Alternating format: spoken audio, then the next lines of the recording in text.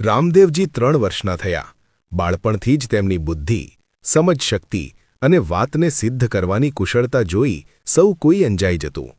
એક દિવસ રામદેવજીને ખોળામાં બેસાડી રાણી મીનળ દેવી રાજમહેલના ઝરૂખામાં બેઠા હતા. એ સમયે દૂધ પાવા માટે ઝાડી લઈને એક દાસી આવી. એ જ ઘડીએ ઝરૂખાની નીચે એક ઘોડેસવાર પસાર થતો હતો. રામદેવજીએ એ દ્રશ્ય જોયું અને તરત જ ઘોડા પર બેસવાની હઠ લીધી. તેમણે કહ્યું, માં, મને ઘોડો આપશો તો જ હું દૂધ પીશ. બાળ રામદેવજીની હઠ સામે કોઈનું ચાલ્યું નહીં.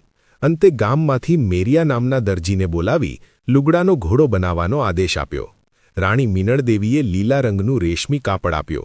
દરજી તે કાપડ લઈને ગયો અને તાત્કાલિક એક સુંદર, રૂપાળો ઘોડો બનાવી લાવ્યો.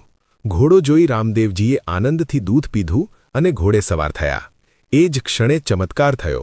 લુગડાનો ઘોડો ત્યાંથી સલાંગ મારીને રામદેવજીને લઈને ઝરૂખામાંથી આકાશમાં ઉડી ગયો. આ દ્રશ્ય જોઈ રાણી મીનળ દેવી ગભરાઈ ગયા.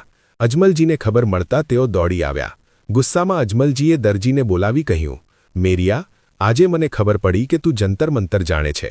સાચું કહેજે, ઘોડો કઈ દિશામાં ઉડ્યો? મેરિયાએ હાથ જોડીને કહ્યું, મહારાજ, ઘોડો ઉડતો જોયા બાદ હું પોતે પણ અચંબામાં પડી ગયો છું. અજમલજીએ ક્રોધમાં આદેશ આપ્યો કે આ દોષીને પકડી અંધારી કાળ કોટડીમાં પૂરી દો.